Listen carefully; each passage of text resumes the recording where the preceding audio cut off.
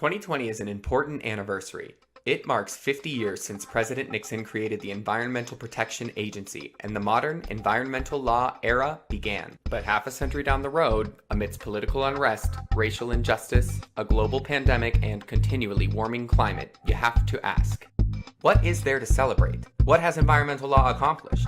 Do environmental laws actually work? Well, let's go back to the 1970s to examine some evidence. By that time, there was so much dangerous pollution that rivers caught fire. Smog actually killed people, species were being hunted to extinction, and there was a general disregard for human health. This is when we saw the creation of some of the laws and agencies that have had major roles in shaping the world around us today.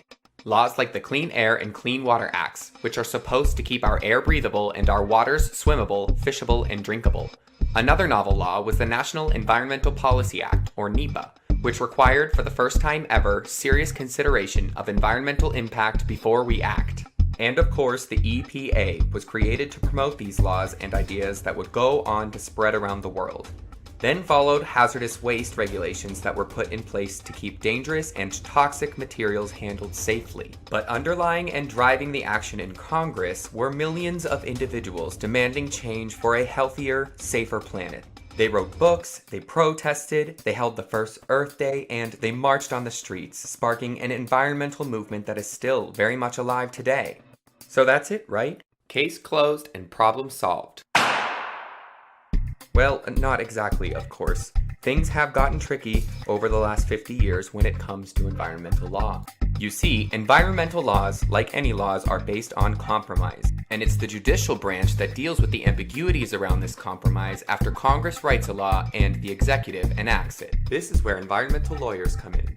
The job of environmental lawyers and other environmental professionals is to make environmental regulations successful. Often they have to balance the goal of protecting the environment against the interests of private companies, which are sometimes in conflict. Environmental lawyers serve many clients, including private companies, government agencies like the EPA, and nonprofit organizations, all of whom are interested in the environment. Many thousands of people make up this system of checks and balances, guided by many of the same laws that people advocated for 50 years ago. We've learned a lot and we've come a long way, but we certainly haven't solved everything. So, what role can you play? Click the link at the end of this video to learn more about the last 50 years of environmental law and to access lesson plans and other materials.